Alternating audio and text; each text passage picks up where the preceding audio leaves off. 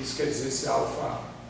Ok? Se você fizer isso, vai dar o quê? Ó, o primeiro vai dar lambda AK, o segundo vai dar alfa AK, porque é o que ele faz o produto para todos os valores de parâmetros.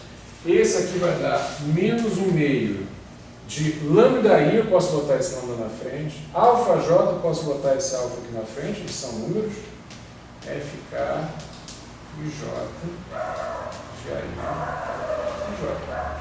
Isso aqui continua sendo zero. Eu continuo esse lambda de alfa na frente. Ok? E para os demais também. O que vai acontecer é que aqui aparece, sei lá, lambda ao quadrado vezes alfa, posto aqui na frente. Mas eu vou ter A e A, isso vai embora. Tá certo? Todos os outros vão embora.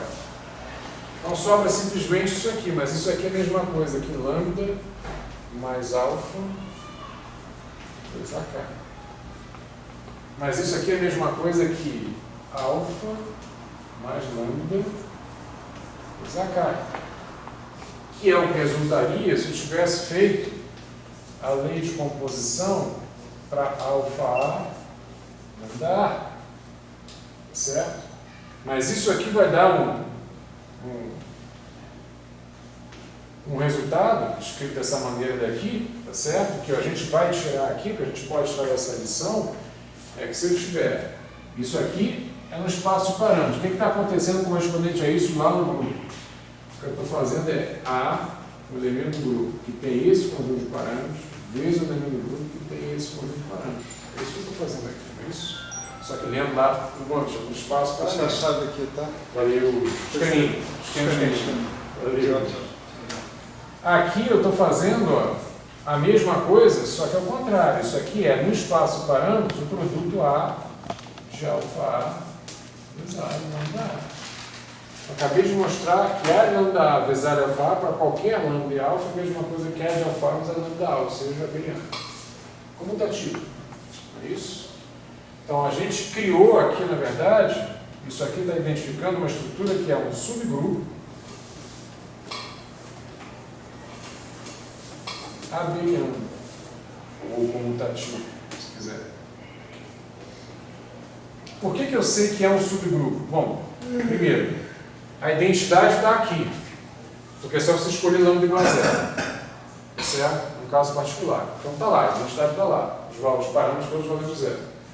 A inversa é fácil, porque se eu fizer essa composição, para que esse seja o inverso desse, ou seja, para que isso dê o A de zero, que é a identidade, tá certo?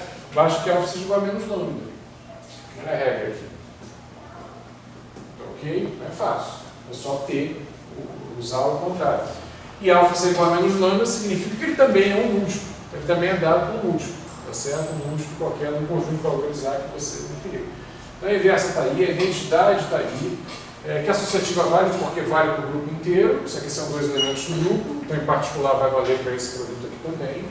Tá certo? Só falta mostrar que é fechado. Acho que é fechado é óbvio, está aqui, ó. Se eu tiver um cara que é lambda A com um cara que é alfa A, o resultado disso é um cara que tem como parâmetro lambda mais alfa vezes A. Né? Isso que aparece aqui é o A de lambda mais alfa A, dois parênteses, um para falar os valores de parâmetros, ok? Que é a mesma coisa que A de alfa mais lambda A. Então esse cara também tem essa estrutura, também é fechado. Então tem todas as propriedades do grupo, mais o fato de ser comutativo, coisa que para o grupo ninguém garante que seja. Ok? Ou seja, só comentando certo, eu estou dizendo o seguinte, escolhe um cara qualquer aqui que você queira, qualquer um, tá certo? Esse cara vai definir uma linha, um subgrupo aqui, onde todos esses caras aqui têm como conjunto de valores de parâmetros múltiplos desse conjunto de valores de parâmetros. Tá certo? Um fio aqui. Tá? Não vou chamar de fibra porque seria uma estrutura matemática específica, mas tem um fio aqui. Tá, ok? Ao longo desse fio, os produtos são abelianos. Ok? Ah, você quer começar do AB. Infelizmente, eu passei pelo AB. Estou dizendo que tem que passar pelo AB.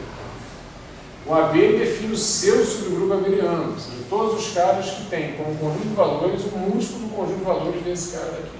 Então, cada um tem um subgrupo abeliano associado a ele. Ok?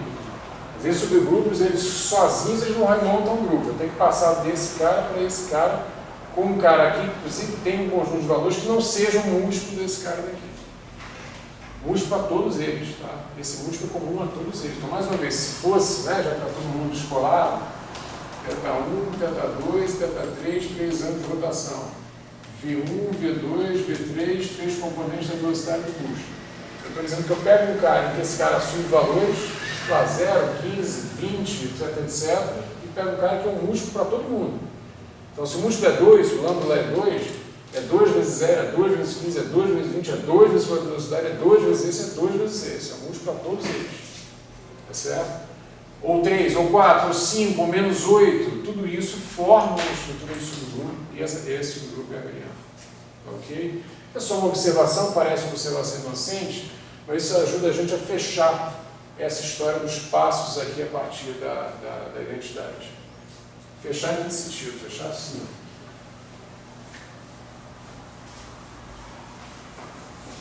Suponha que você defina uma transformação cujo parâmetro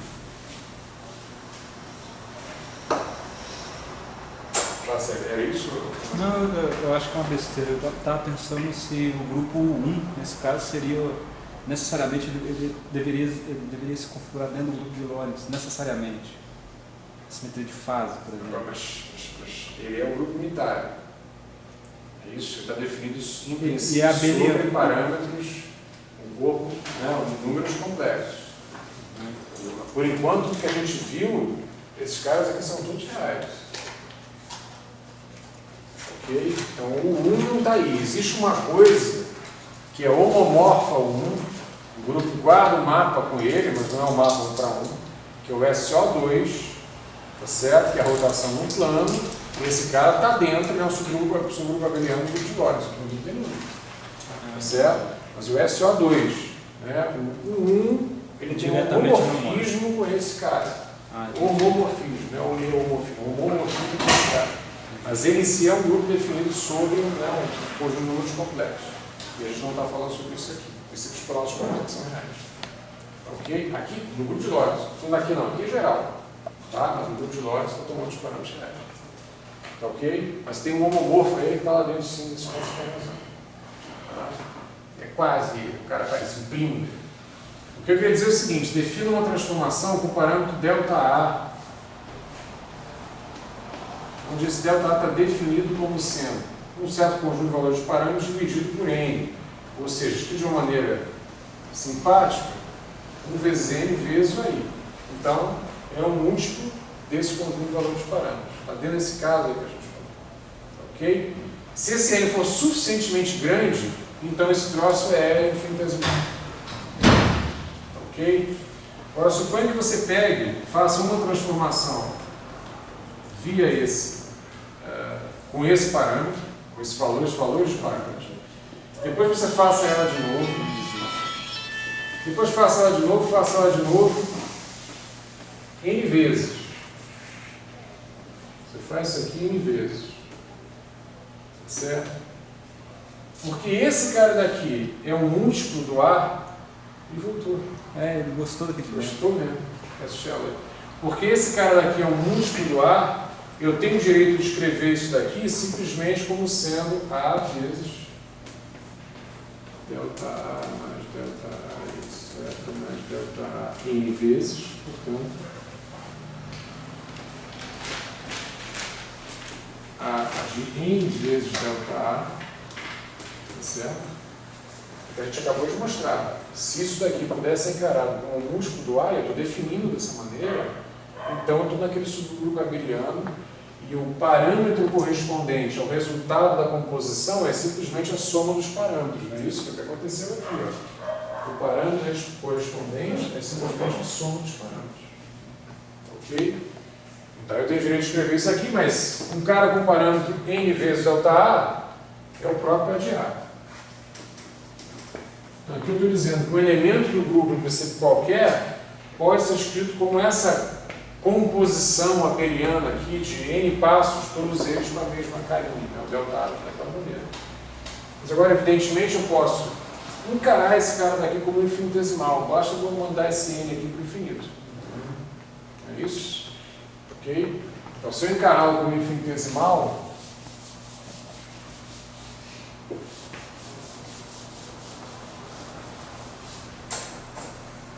delta A, delta I, bota assim, N indo para infinito, vírgula, delta I infinitesimal.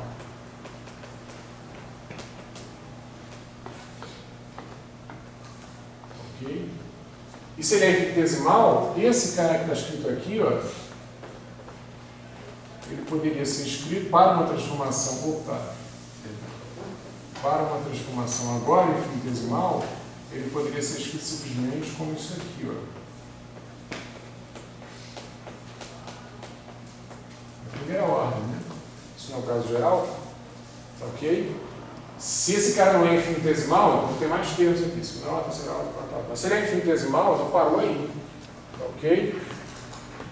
E, portanto, se a gente olhar agora para essa expressão aqui, ó, substituir o que está escrito aqui, a gente vai chegar à conclusão de olhar A delta, delta, delta, delta, esse aqui, o A de A, este senhor que está aqui, ele é N vezes esse cara, vezes esse cara, vezes esse cara, ou seja, ele é 1 mais I delta I elevado a N. Eu só posso parar aqui se esse N tivesse sido mandado para infinito, ou seja, porque esse cara seja infinitesimal, eu pare na ordem 1. Então, na verdade, ele é limite, também vai para infinito, isso está escrito aí. Ok? Ou seja, o A de A é o limite, quando ele vai para infinito, de 1 mais, e agora eu escrevo esse cara como eu havia definido, AI sobre N. Bom, agora aqui está claro a exponencial. Voltei à história da exponencial. Usando essa ideia do subgrupo abeliano, a gente mostra de novo que eu posso obter de fato qualquer elemento do grupo através de interações a partir da identidade e que isso representa tomar uma exponencial. Ok? Isso aqui é de novo exponencial de I a I. Isso? Entendendo a exponencial, mas a exponencial de A como sendo o limite, quando ele vai para infinito, de 1 mais A sobre N.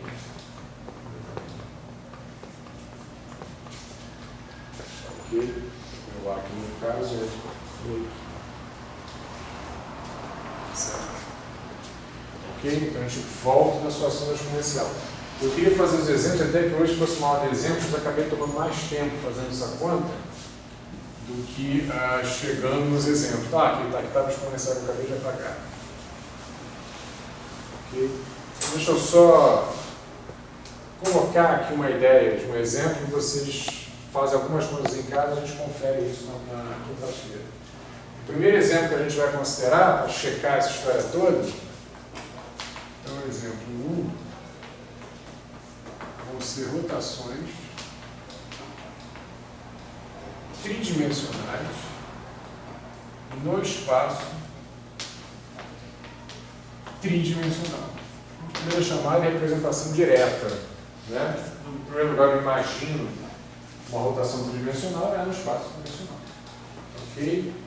Aí você poderia começar essa brincadeira. Bom, quantas rotações independentes você tem no espaço tridimensional?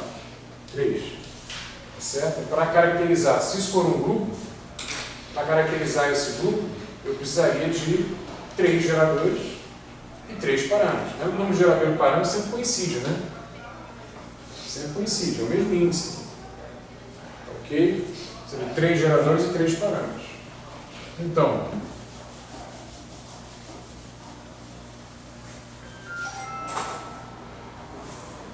por exemplo, em torno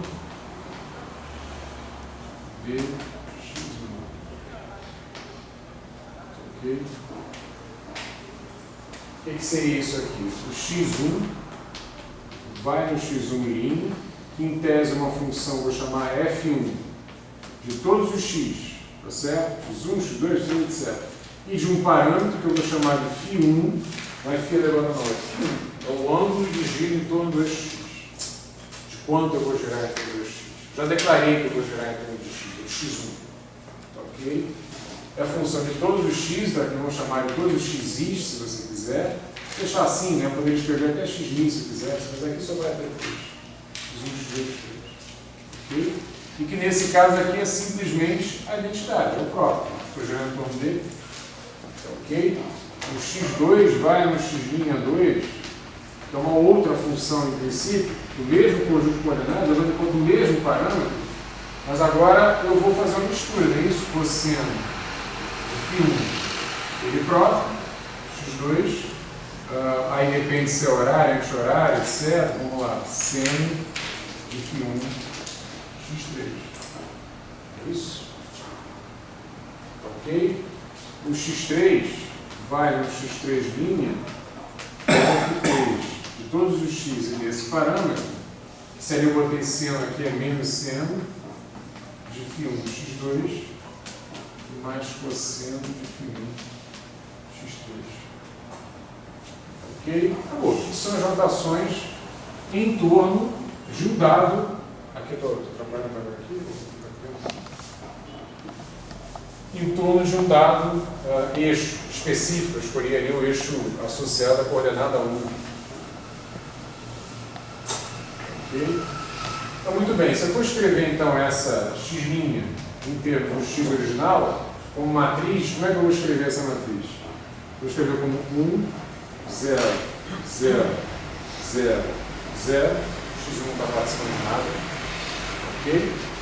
E aqui eu vou escrever lá, ó, cosseno desse ângulo de φ1, seno de φ1, menos seno de φ1, cosseno de φ1.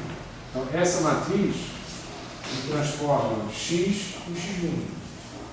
Ok? Aqui teria x1, x2, x3, x2, x3. Agora, eu quero achar os geradores dessa transformação, os geradores dessa.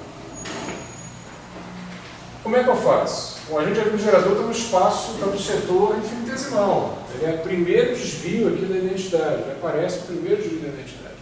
Então, a primeira coisa que eu vou tomar é φ1 infinitesimal, para só sobrar a primeira ordem, tá certo? Em φ1.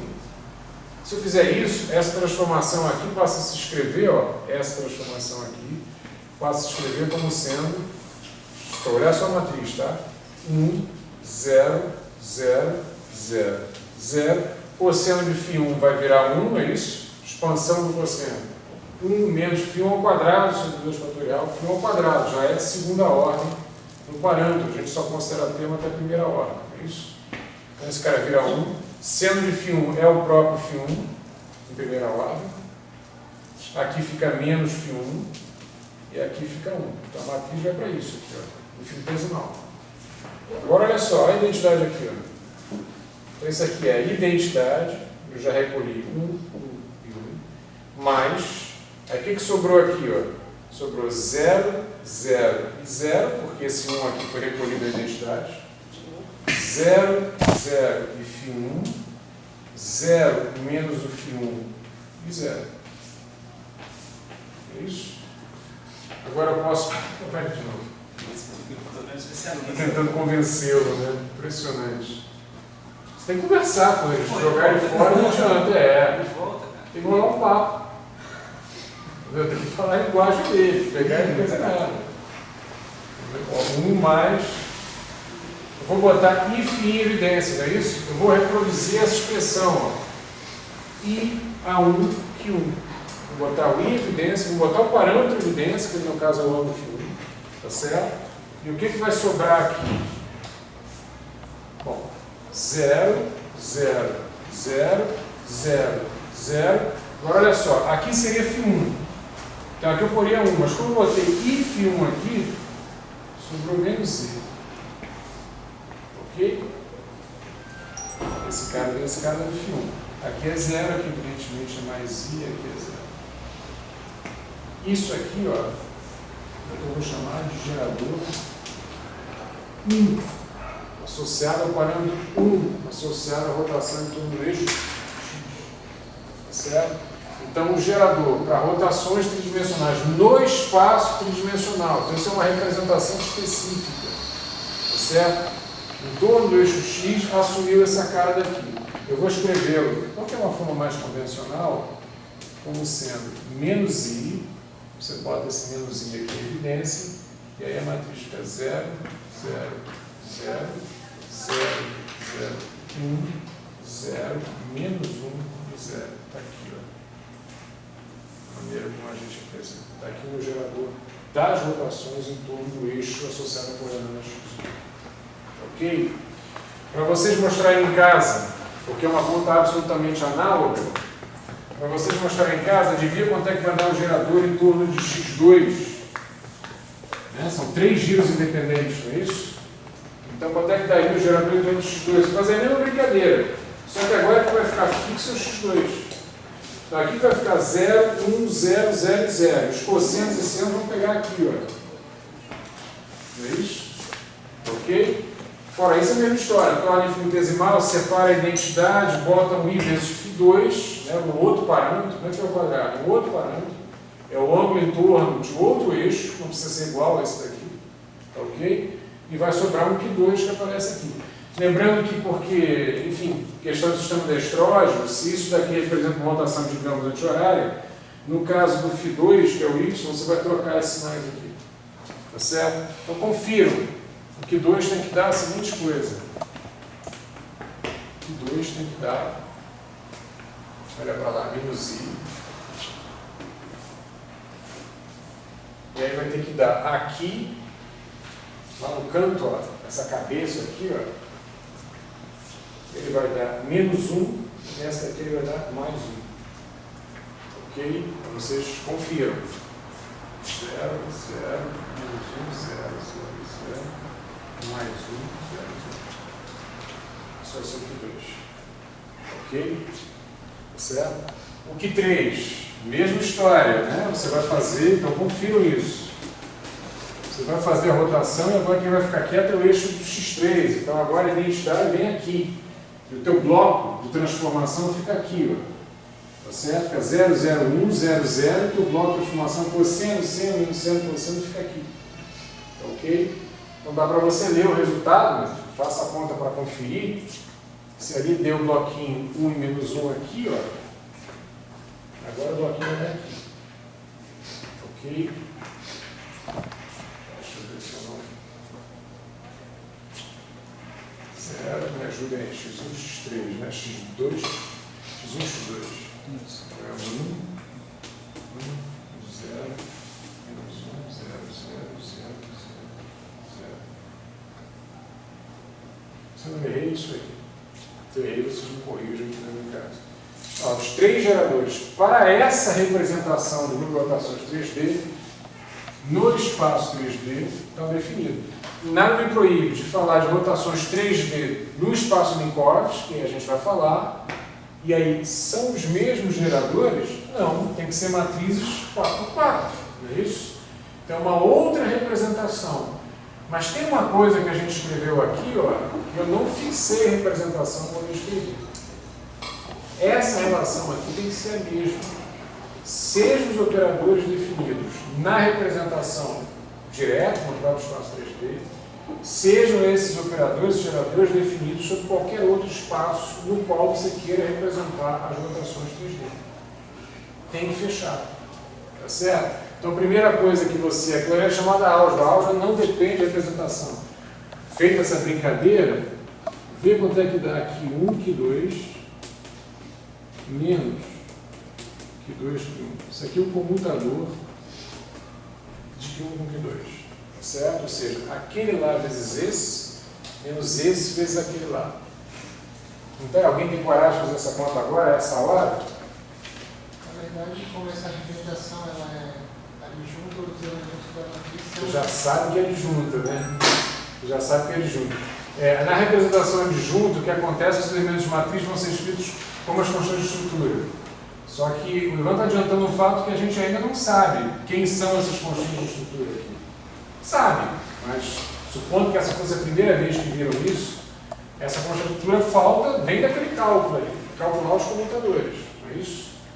Então, se você fizer aqui 1 vezes Q2, ó, primeira linha, por qualquer coluna que você queira, como é tudo cheio de zero, vai dar zero. Então, esse primeiro cara aqui ó, é 0, 0, 0. Chato vou fazer só esse aqui, garanto que eu vou fazer os outros. Depois você pega essa segunda linha aqui, ó, ela só tem elemento diferente de zero na terceira. Então tem que pegar uma coluna com terceiro ali, senão, então, ó, pegou logo na primeira aqui, ó, a coluna com terceiro aqui. 1. E depois não pega mais nada. 0 e 0. Depois você pega a terceira linha ali, ela é 0, menos 1 e 0, mas só que na segunda. Então, olha só, ela vai pegar, aqui não tem nada, aqui não tem nada, aqui não tem nada na segunda. Então, morreu. 0, 0 e 0. Agora, esse cara tem menos i, aquele ali também. Tá certo? Nesse produto, nós temos só de menos aqui na frente. Ok? Agora tem que fazer o produto ao contrário. Então, tem esse sinal de menos, e terá um outro sinal de menos, que mais uma vez é o menos i desse com menos i desse. Que igual a isso daqui. Então, dá mais. E agora a gente só faz o produto. Q2 vezes Q1. Agora é esse vezes aquele. Ó. Só tem no terceiro. Então tem alguém aqui no terceiro? Segunda linha, que é menos 1. E esse daqui é menos 1 também. Na segunda linha. Então vai dar 0, 1, 0. O que mais? Né? A segunda linha desse cara daqui não pega ninguém. Tudo 0. Qualquer coluna que eu pegue lá. E a terceira linha pega quem tiver zero na primeira. Não tem ninguém. 0. Ok? 0, 0 e 0. Fecha e fecha. Igual. Olha só, sobrou 1 aqui, sobrou 1, esse cara vai ficar mais 1 aqui, esse cara vai ficar menos 1 nessa posição. Então isso vai dar 0, 1, 0. Menos 1, 0, 0, 0, 0, 0. Olha para esse cara. Olha para esse cara. Certo? Deu outro gerador. A gente fez Q1, Q2, Q2, Q1, apareceu Q3. Na verdade não apareceu ele, apareceu I vezes ele, né? Porque deveria ter um menos I aqui na frente. Se aparecer exatamente isso aqui é I vezes o terceiro. Ok? Provar, se vocês fizerem todas as outras contas que eu não faço hoje, já passei muito da hora, que a coisa geral que você vai achar é QI, QJ, comutador, onde esse cara pode ser 1, 2 ou 3, esse também é I vezes epsilon I, J, K, K. Onde esse cara daqui é a tensoridade típica, todo mundo conhece, pessoa totalmente assimétrica. Ou seja, esse cara daqui é 1, se esses caras forem permutações, ou for uma permutação par de 1, 2, 3. Menos 1, se for uma permutação ímpar de 1, 2, 3. E evidentemente 0, se tiver qualquer índice repetido. 0 para índice repetido. Totalmente antissimétrico. Repetir um índice significa pegar uma diagonal, mesmo que parcial, isso dá 0. Isso é o epsilon. Pensou totalmente antissimétrico do repetido. Então, por exemplo, aqui é Q1, Q2. Foi o que a gente fez, não é isso? Está dando Q3, esse cara que aparece aqui, portanto, é o epsilon 1, 2, 3. Pois isso é uma permutação par de 1, 2, 3. Aliás, é a própria. Então esse cara daqui vale mais 1, então é exatamente 1 vezes esse cara. Se eu fizer Q2 com Q1, é óbvio que tem que dar menos isso. Vai dar o epsilon 2, 1, 3. A 2, 1, 3 é uma permutação ímpar, então vai aparecer o sinal de menos. Se eu fizer Q2 com Q3, deveria dar I epsilon 2, 3, 1, Q1. As 2, 3, 1 é uma permutação par também. Tá certo? Você passa 1 duas vezes, vai reproduzir 1, 2, 3. Então tem que dar Q2 com Q3 e Q1. Façam a conta. As constantes de estrutura do grupo de rotações tridimensionais são os elementos de unidade típica A3S. Bom, o que a gente vai ver na próxima aula? Vocês confiram isso aqui até o final. O que a gente vai ver na próxima aula? Eu vou fazer a rotação tridimensional no espaço de Minkowski. Os geradores não serão dados por matrizes 3x3. Claro que não. Todas as representações vão ter vão ser 4x4. Tá ok? Mas quando a gente pegar o gerador de rotação tridimensional, no espaço Minkowski, o tempo está quieto. Não é isso? Estou fazendo uma rotação no espaço. Achar o gerador para a rotação em torno da coordenada x1, da coordenada x2, da coordenada x3, vão ser matrizes 4x4, mas quando a gente fizer esses comutadores, cai isso. Depois nós vamos fazer sobre funções escalares. Então, funções de x. O x eu vou mudar via rotações tridimensionais. Eu quero o cara que mexe na forma funcional dessa função f de x aí. Eu vou achar um cara. Aí você vai fazer, se a rotação for em torno de x1, como é que eu mexo nessa função? Então, f de x.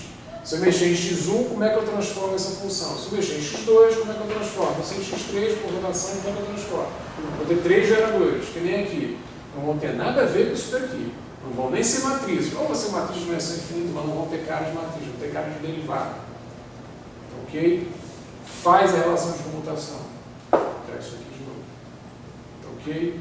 Ou seja, a álgebra de um dado grupo, o setor infinitesimal do grupo, ele é independente da representação na maneira como a álgebra fecha, na definição das constantes de estrutura. Esses indivíduos aqui, claro, eles têm expressões diferentes. Ora são matrizes 3x3, ora são matrizes 4x4, ora vão aparecer como derivadas, como a gente vai ver. Ok?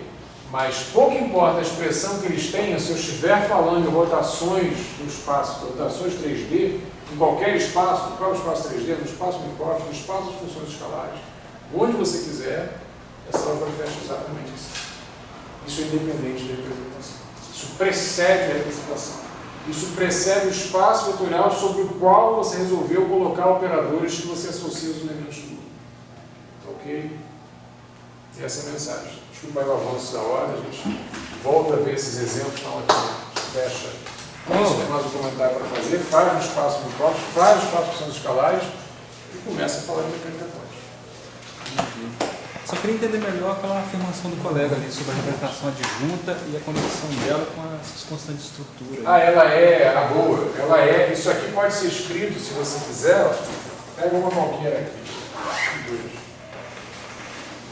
Esse cara. O elemento linha J, coluna K. Tá certo?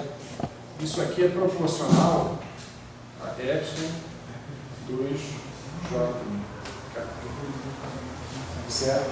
Olha aqui, se você pegar, por exemplo, dessa matriz aqui, pegar linha 2 ou coluna 2, 1, 2, 3, 1, 2, 3, linha 2 ou coluna 2, é tudo zero, porque você vai estar repetindo isso. Se você pegar linha 1, coluna 3, linha 1, coluna 3, apareceu um valor, menos I, tá certo? Então, E2, 3, apareceu esse valor aqui, ó, menos 1 vezes mais I, deu mais I. Epsilon 2, 1, 3, ele é uma permutação ímpar de 1, 2, 3, não é isso?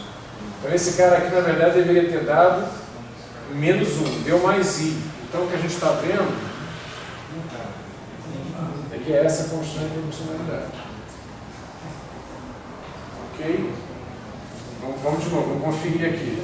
Olha só, o elemento 2, 1, 3, primeira linha, terceira coluna é menos I vezes menos 1 é mais I. Então ele é menos I vezes epsilon 2, 1, 3. Isso aqui é uma permutação ímpar, né? Coloquei uma vez, cheguei no 2, 3.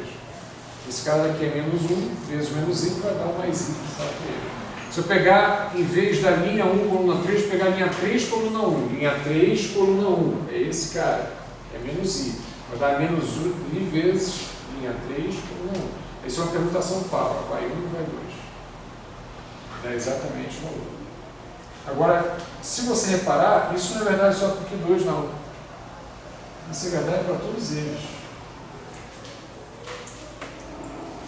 Se você pegar o Q1 JK, se aqui for 1, aqui só pode ser 2 ou 3. Tá certo? Senão vai dar 0. E é justamente isso, ó, só tem linha 2. Linha 2, coluna 3, ou linha 3, coluna 2. Ok? Menos I vezes 1, se for linha 2, coluna 3. Então, se for o Q1 com a linha 2, coluna 3, dá menos I. Y 1, 2, 3 é mais 1, 2, 5 é menos I salado. Ok? E a mesma coisa do que 3, é só você fazer. Então, todos os geradores se escrevem em termos da constante estrutura. Certo? Eu chamo isso de representação de estrutura. A constante estrutura dá os elementos matrísticos dos geradores. Mais uma vez, naquela representação em particular. Isso não é verdade em qualquer representação. Ok? Então tem aí uma invasão desses caras aqui dentro. Coisa que não é geral, não é representação específica.